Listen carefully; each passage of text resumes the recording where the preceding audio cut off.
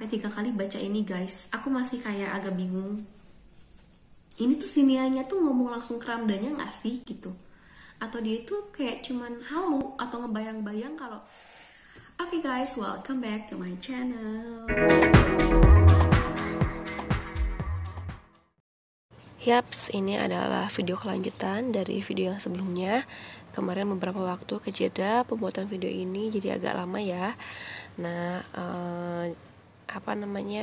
kalian bisa dengerin lagi lanjutannya. Stay tune dan jangan lupa like, comment, serta subscribe. Nih, kita mulai lanjutin ya. Oke, next kita lanjutin baca dulu ya. Itu di Cinta Belum Selesai. Dia belum melupakan kalimat itu, kata-kata yang memberinya kekuatan hidup. Permintaan yang kerap diulanginya, meski gamang menyusuri masa-masa penantian yang tak jelas. Nia, Mama memeluk kepalanya. Jemari perempuan itu mengusap-ngusap rambut anak gadisnya. Lalu sesuatu jatuh membasahi kepala Nia. Rintik hujan dari mata Mama. Nia tak ambil pusing. Mulutnya menyenandungkan satu-satunya lagu yang diingatnya. Lagu yang menjadi favorit lelaki terkasih. Sementara mata gadis itu merayapi pagar besi menjulang, membatasi rumah dengan jalan. Nia tidak ingat kapan peristiwanya ia tak bebas lagi. Keluarganya memastikan pagar selalu terkunci rapat. Betapapun dia berusaha protes, bahkan menangis, Mama tak juga mau melepas gembok dari pagar tinggi yang mengungkung rumah mereka. Bagaimana pelanggan-pelanggan warnet bisa datang jika pintu selalu terkunci? Tapi dalihnya tak melemahkan Mama. Sudah lama sekali tak ada yang pernah datang, Nia. Waktu itu ia menatap Mama tak suka, sebelum matanya kembali melayang mengarah ke pagar berwarna hitam yang berdiri pongah. Jadi guys, di kisah si cinta belum selesai ini, itu Nianya tuh digambarin udah depresi. Tadi kan di cerita sebelumnya tuh dia kayak persiapan prepare nungguin si Ramadan ini dengan dandan, dengan mandi, dengan make up yang menor itu. Dan ini di sini dia mulai stres gitu loh. Tuhan, kenapa mereka begitu kukuh memisahkannya dari Ramdan? Harusnya Mamah tahu, pagar setinggi itu akan membuat Ramdan sulit menemuinya. Bagaimana jika laki itu suatu waktu pulang dan tidak melihat Nia di teras seperti biasa? Bagaimana jika yang mengira keluarga mereka sudah pindah? Jadi bayangannya juga bayangan kayak gini gitu. Dunia terasa kian sempit di mata Nia, tapi bahkan dalam keadaan terhimpit dan merasa sulit bernapas, Nia masih tahu apa yang diinginkannya. Kalimat yang selalu diucapkannya menjelang tidur selama bertahun-tahun. Bang, aku ingin menjadi istrimu, ya Allah. Merinding banget, sumpah merinding banget. Ini juga aku di sini sendiri lagi guys. Orang-orang udah pada balik. Merinding banget. Aduh, terus ini ya. Nia menggigit bibirnya keras-keras. Tidak dihiraukannya. Mama berteriak-teriak panik memanggil pembantu rumah mereka. Ambil tisu gitu.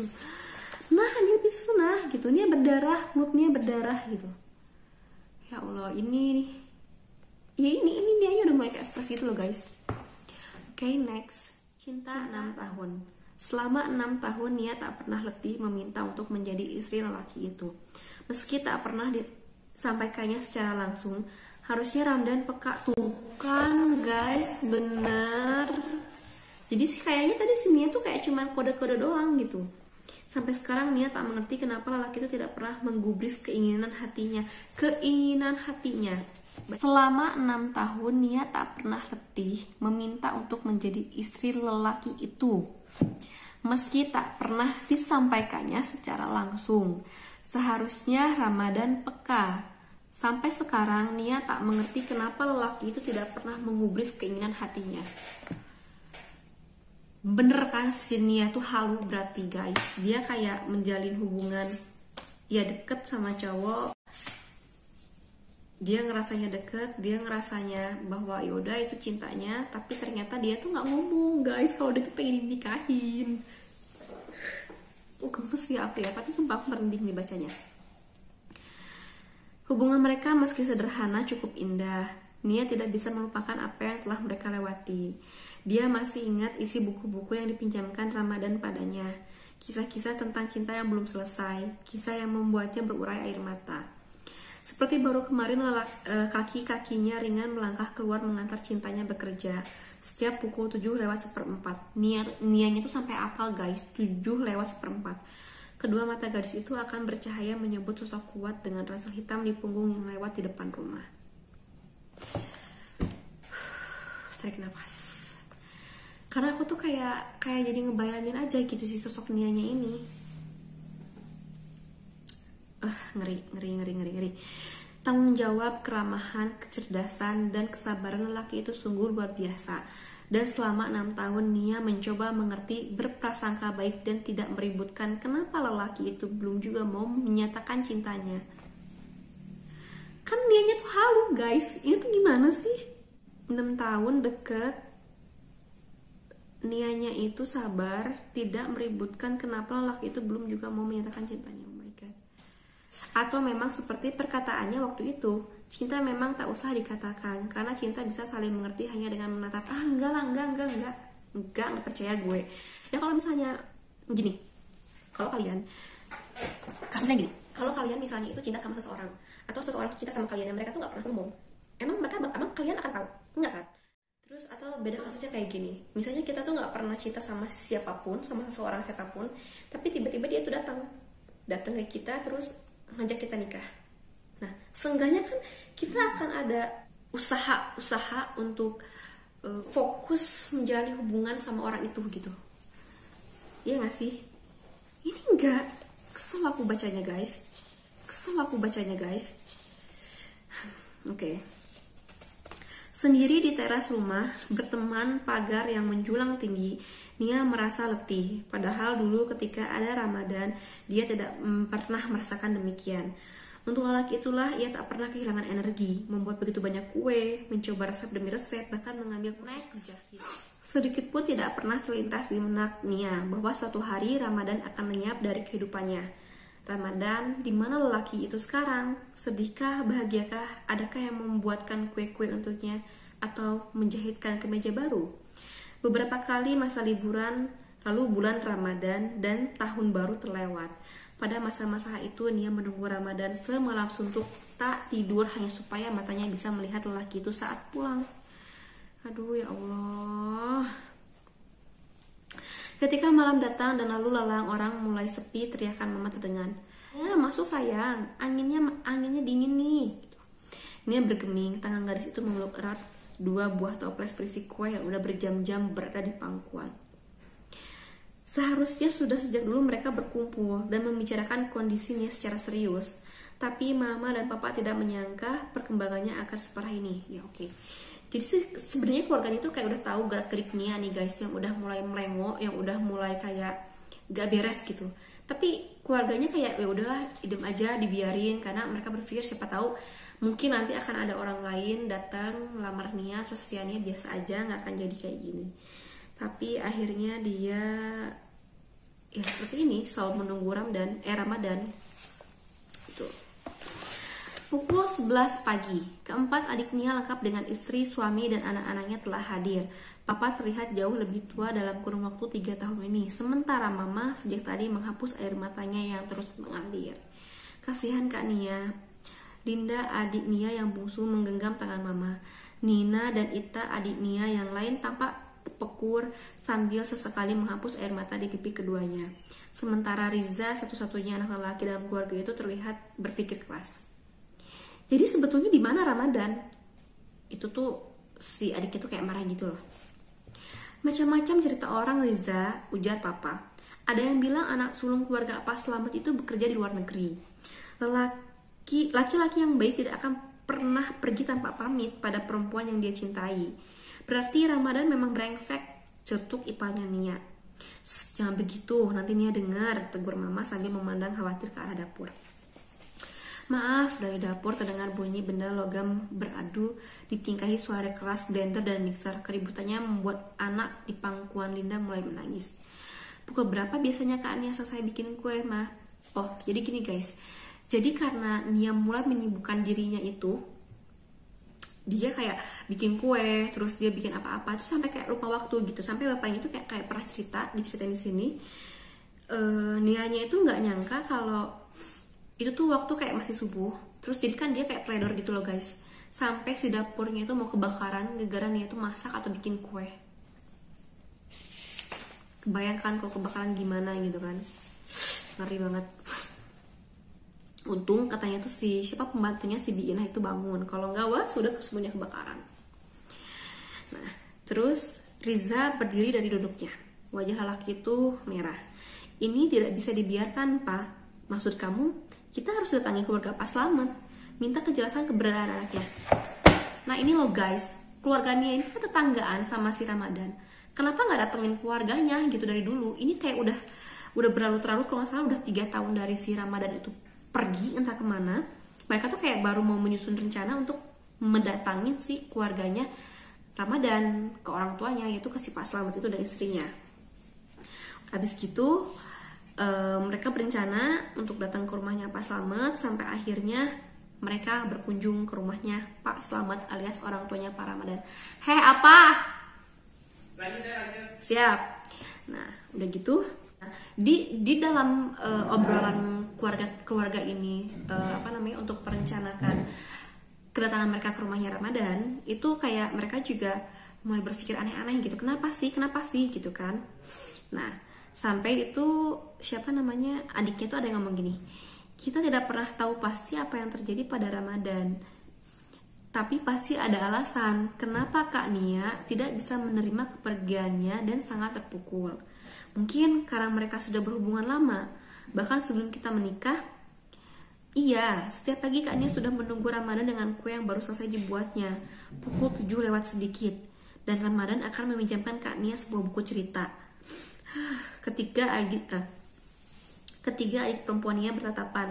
Memang itulah yang terjadi. Kisah cinta Nia dan Ramadan emang unik di mata adik-adiknya itu. Lalu bagaimana Ramadan sekarang? Kenapa lelaki itu lari menyembunyikan diri seperti pengecut? Pemikiran itu membuat wajah hitam manis kita berangsur panik. Jangan-jangan ia memang sengaja lari dari Kak Nia, Pak. Tapi kenapa?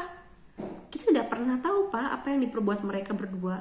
Bisa saja lelaki itu pernah cakap yang betul, Ita, potong Bapak tegas. Hubungan mereka bisa jadi sudah jauh, Pak.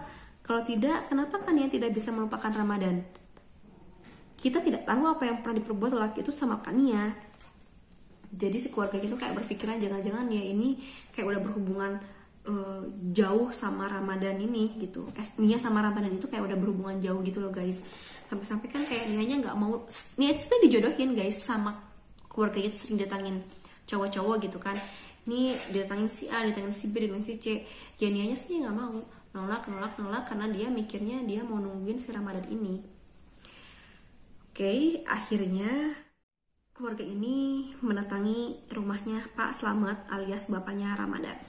Nah, Pak Slamet ini pensiunan guru yang sederhana dan sabar, berhadapan dengan keluarga Darwis yang kaya dan terpandang.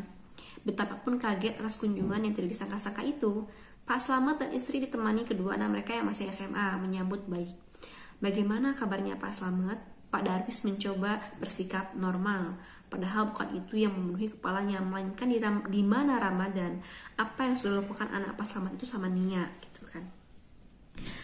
4 anak Pak Slamet lainnya udah menikah, tinggal 2 yang masih sekolah. Bagaimana kabar Nia? Kami turut prihatin. Itu yang ditanyakan istri Pak Slamet. Itulah Pak, kami ingin bertanya soal... Riza menatap sekilas ke arah Papa meminta izin lelaki itu membuka persoalan. Papa membalas dengan anggukan kecil. Oh, Ramadan. Kalimat Pak Slamet terputus. Anak perempuannya yang paling kecil muncul dengan baki berisi teh. Silakan diminum dulu. Jarang-jarang saya ketamuan keluarga besar Bapak. Kedatangan kami untuk bertanya soal Ramadan. Betul, dan apa yang diperbuat Ramadan kepada... Lalu entah siapa yang memberi komando. Tiba-tiba saja bicara. Papa, Mama, Riza, juga Nina, Ita, dan Linda. Diselingi tangis Mama dan anak-anak perempuannya. Keramahan di awal kunjungan tampak pecah. Meledak-ledak tak terkendali. Kontras sekali. Pak Slamet dan istri tertegun, bingung menghadapi satu persatu anggota keluarga Nia yang terus berbicara. Papa meminta semua tenang. Maafkan anak-anak Pak Slamet, kami memang sangat sensitif belakangan ini karena kondisi Nia yang kian memprihatinkan. Pak Slamet mengurut dada, meskipun perkataan adik-adik Nia sebelumnya sempat membuatnya tersinggung. Apa tadi? Menuduh Ramadan memperkosa Nia, menghamili atau menyuruh aborsi. Jadi guys, si keempat adiknya Nia ini kayak saking udah memuncaknya, mereka tuh kayak udah langsung mikir aneh-aneh dan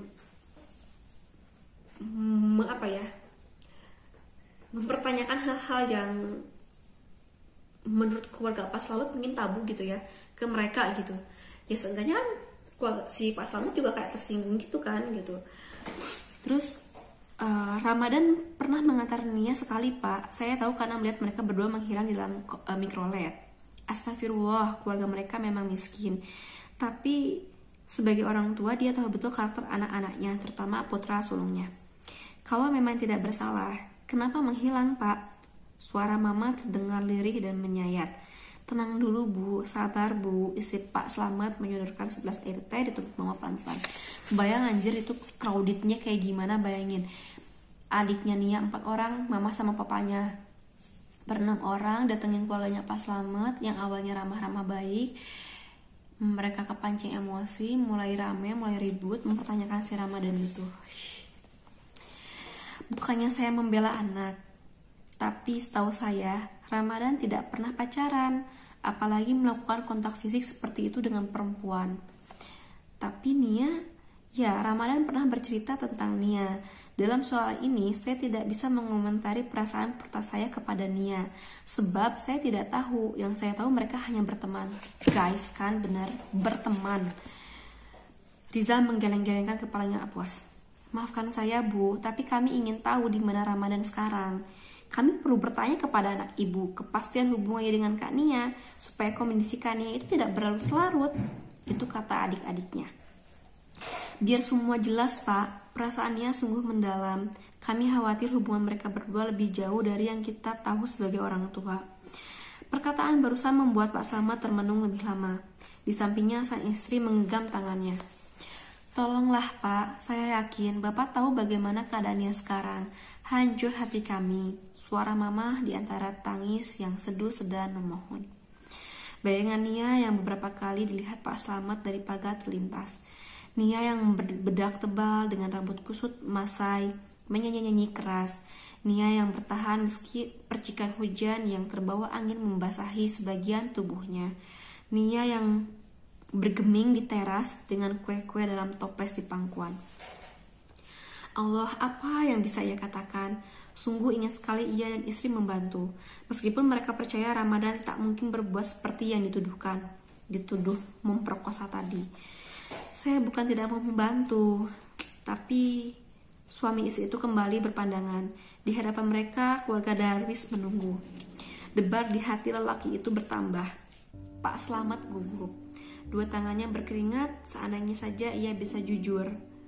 Tapi bayangan Nia yang dilihatnya beberapa hari lalu kembali melintas. Rinding. Nia yang malang, bagaimana menyadarkan gadis itu bahwa Ramadan sejak dulu pun hampir tidak pernah menyebut nama Nia di depan mereka.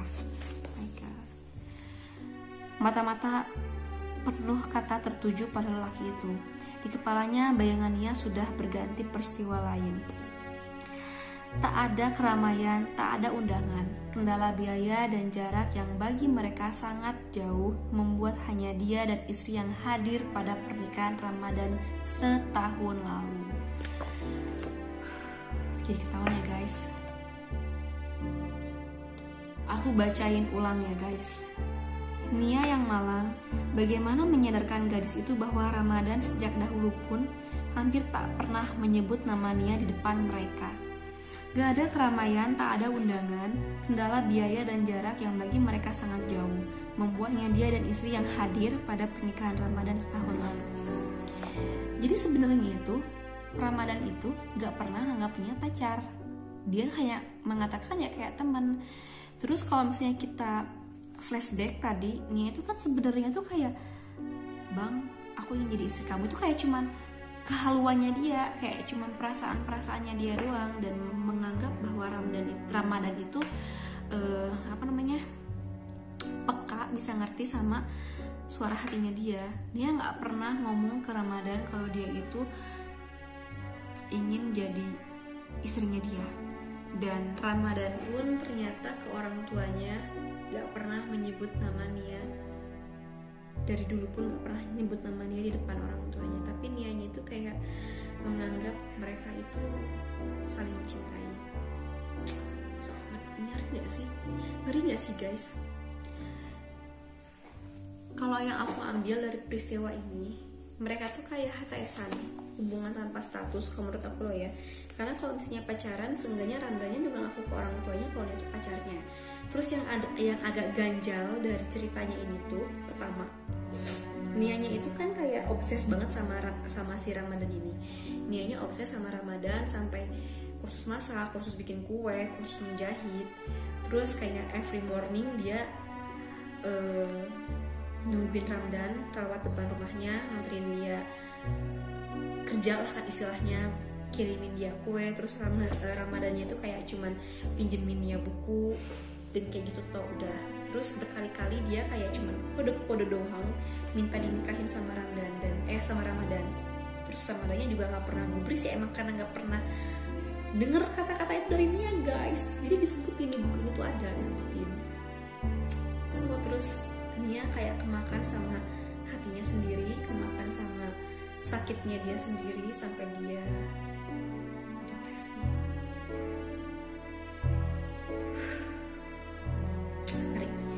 Ngeri banget. Oke guys, untuk kisah percintaan yang ada di buku OTW Nikah ini, aku bacakan dulu di kisahnya Nia sama Ramadan yang ternyata itu kayaknya tuh kayak bentuk kehaluannya Nia untuk jadi istrinya Ramadan, dan padahal dia nggak pernah mengungkapkan itu.